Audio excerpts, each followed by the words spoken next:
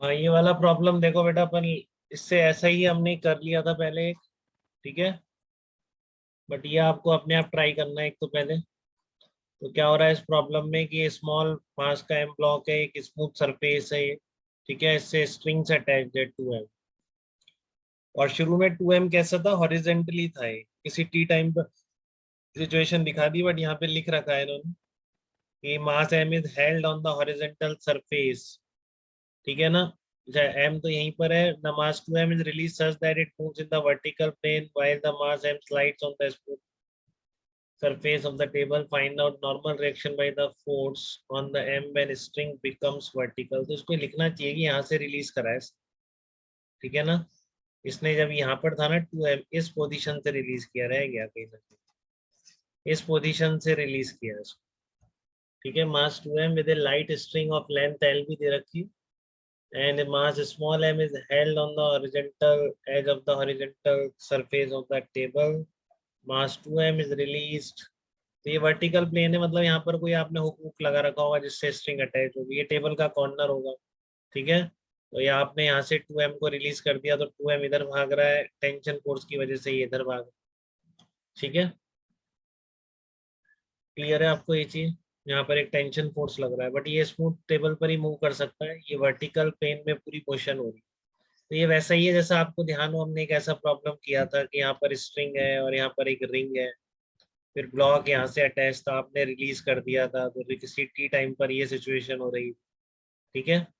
तो रिंग इधर चल रही थी, ब्लॉक इधर चल रहा था। तो क्या क्या कंसेप्ट लग सकती हैं इसमें, क्या आप इसमें F=ma लगाएंगे, 2mg टेंशन FPG ड्रॉ करेंगे, ठीक है। बताइए ये कैसे करेंगे। ये 2m जब वर्टिकल हो जाएगा तब क्या बोल सकते हैं आप, एक्सलरेशन पता है क्या आपको, देखो नॉर्मल फोर्स तो निकालना है, F=ma तो लगाना पड़ेगा, बट आपको यहाँ पर इस सिचुएशन में इसकी स्पीड की जरूरत है, तो इसकी स्पीड कैसे निकालें, ठीक है ना। क्योंकि m के रिस्पेक्ट में क्या है, m के रिस्पेक्ट में ये क्या है, सर्कुलर मोशन, ठीक है ना।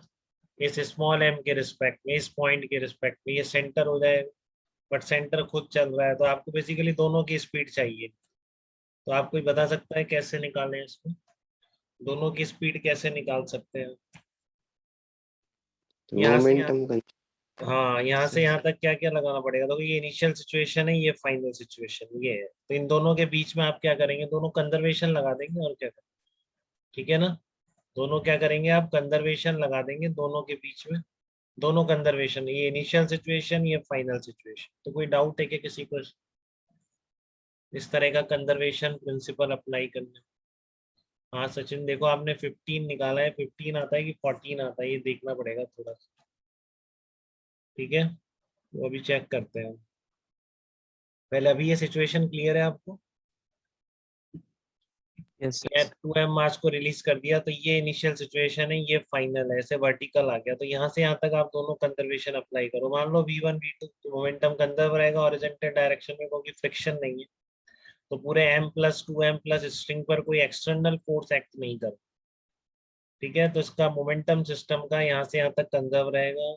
वर्क डन एक्सटर्नल केवल एक इस पर लग रहा है 2mg का वर्क, नॉर्मल फोर्स यहाँ भी लग रहा है बट वो वर्क नहीं कर रहा है, लाइट स्ट्रिंग है, दोनों पर मिला के, इस पे और इस पे, दोनों पे मिला के टेंशन का वर्क क्या होगा, डेफिनेटली जीरो होगा, क्योंकि लाइट स्ट्रिंग है, ठीक है। तो आपको इस सिचुएशन से इस सिचुएशन तक एक्सटर्नल वर्क में 2mg का वर्क आ जाएगा, और चेंज इन काइनेटिक एनर्जी। काफी आसान लग रहा है, ठीक है। किसी को डाउट लग रहा है तो बताइए, इनिशियल से फाइनल सिचुएशन के बीच अप्लाई करने में। देखो ये हमारी फाइनल सिचुएशन है v1 v2, तो conservation of linear momentum apply कर रहे हैं। कंजर्वेशन ऑफ लिनियर मोमेंटम से क्या आएगा, mv1 is equal to 2mv2, ठीक है। क्लियर है। और ये आपका कंजर्वेशन ऑफ एनर्जी है। अब ये बाद में करेंगे, भी क्यों करा है मैंने, देखते हैं पहले। तो v1 v2 से पहला लिनियर मोमेंटम कंजर्वेशन, ठीक है। दूसरा energy conservation, work done by all the forces is equal to delta K. बोलिए, 1 और 3 में तो कोई डाउट नहीं है किसी को, 1 और 3, ठीक है। इक्वेशन 1 और इक्वेशन 3 में तो कोई कंफ्यूजन नहीं है किसी को भी, क्लियर है बात एकदम। तो आप दोनों को सॉल्व कर लीजिए इसको, ठीक है ना।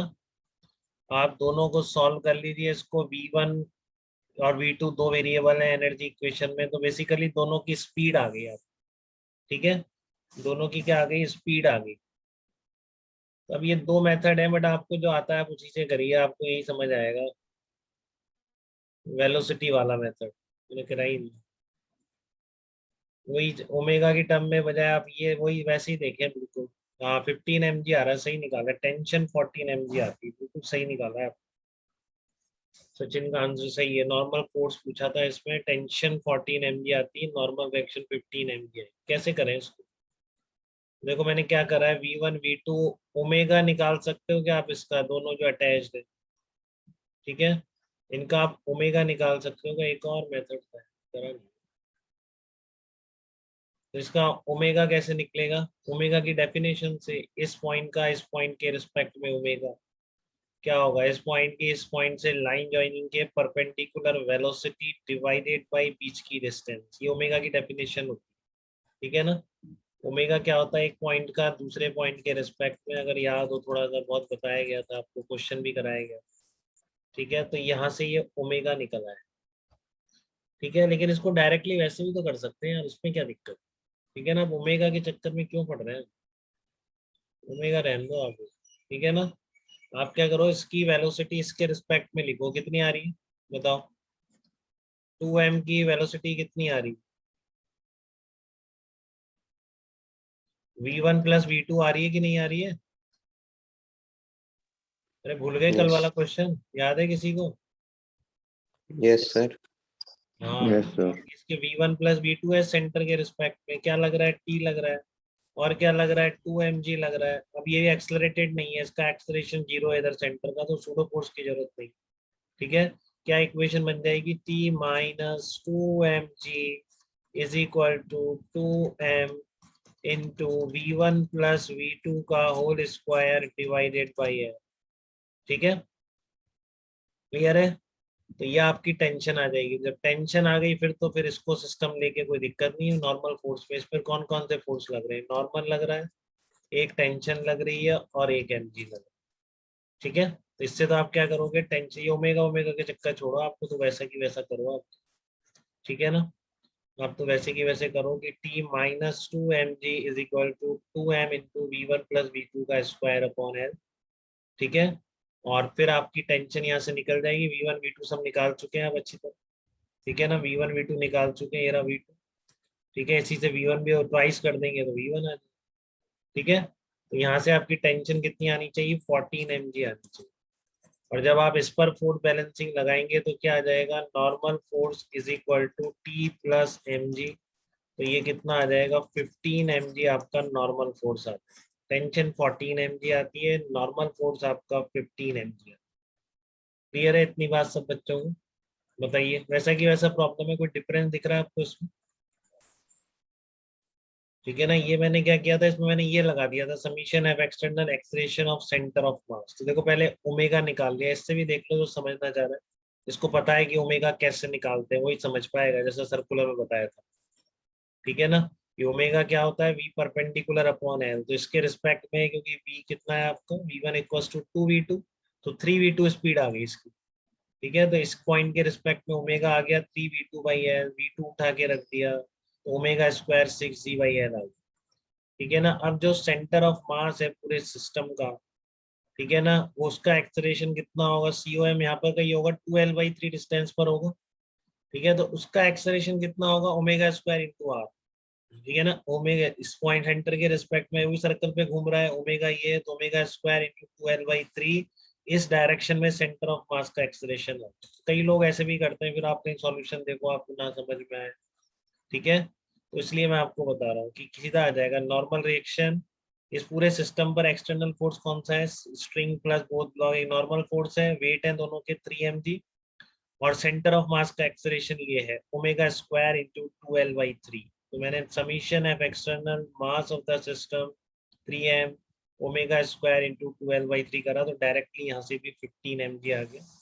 ठीक है, या फिर ये तो है, ये मेथड सेम है, बस यहाँ पे 2m ओमेगा स्क्वायर एल कर दिया। ठीक है ना, और 2m T माइनस 2mg वही चीज आएगी बिल्कुल। ओमेगा वैसे तो निकला है V1 plus V2 square upon. तो आप कोई सा भी मेथड फॉलो कर लो, या तो ये वाला, या फिर सेंटर ऑफ मास, दो ही मेथड है, तीसरा तो सेम ही है, तीसरे में कोई अलग नहीं, ठीक है ना, इसमें कोई अलग नहीं है। एक तो ये मेथड है जैसे आप पहले करते हैं अभी तो, ठीक है। इसको सिस्टम लो, इसके रिस्पेक्ट में एक्सेलरेशन देखो, force is equal to mass into V square upon L, क्योंकि इस पॉइंट के रिस्पेक्ट में क्या चल रहा है, सर्कल में चल रहा है। या फिर आप ओमेगा आपने निकाल लिया है तो सेंटर ऑफ मास का एक्सेलरेशन आप देख सकते हैं, वो कितना आएगा, omega square into 12/3। Omega same होता है पूरे हर पॉइंट, ठीक है ना, क्योंकि इनके बीच की डिस्टेंस फिक्स है ना, तो ओमेगा चाहे से आप इसके अबाउट लिखो, इसके अबाउट लिखो, इसके अबाउट लिखो, कहीं पे भी, ये बात आप सीख जाएंगे रोटेशन में, ठीक है। तो इस सेंटर का भी ओमेगा है, इसके रिस्पेक्ट में ओमेगा ही है, तो एक्सेलरेशन कितना आएगा, ओमेगा स्क्वायर इंटू आर। तो ये सेंटर ऑफ मास का एक्सेलरेशन लिखा, सारे फोर्सेस का vector sum is equal to mass of the system into acceleration of centre of mass, ठीक है। तो 15 mg करके आपका नॉर्मल फोर्स निकल के आ जाएगा। क्लियर है इतनी बात बेटा, एकदम बताओ, इन प्रॉब्लम्स में कोई डाउट तो नहीं है आपको दोनों? नॉर्मल फोर्स दोनों मेथड्स क्लियर है तो बहुत अच्छी बात है। नहीं, ये वाला तो आना चाहिए क्योंकि बहुत सिंपल है, इसमें सेंटर ऑफ मास का कोई रूल नहीं, सिंपल सर्कुलर मोशन पर बेस्ड है, ठीक है। जब थोड़ा सा और आप रोटेशन पढ़ लेंगे तो आपको ये भी रियलाइज होने लग जाएगा, रोटेशन में इसको यूज कर लेंगे तब आप ये भी समझ जाएंगे, ठीक है। फिलहाल आपको ये बिल्कुल आना चाहिए, ठीक है ना, ये वाला मेथड सबको आना चाहिए। बोलिए अंश, कोई डाउट है आपको इसमें बेटा? अरे अंश कहाँ चला गया, अंश नहीं आ पाया? ओह, अंश कहाँ रह गया? ये बच्चे उठ नहीं पाते, चक्कर क्या है, ब्रेक कैसे कर देते हैं, कंटिन्यूटी रेगुलर रहना चाहिए। चलो अनुष्का आप बताओ बेटा, कोई कंफ्यूजन तो नहीं है आपको इसमें? No sir. Okay, very good.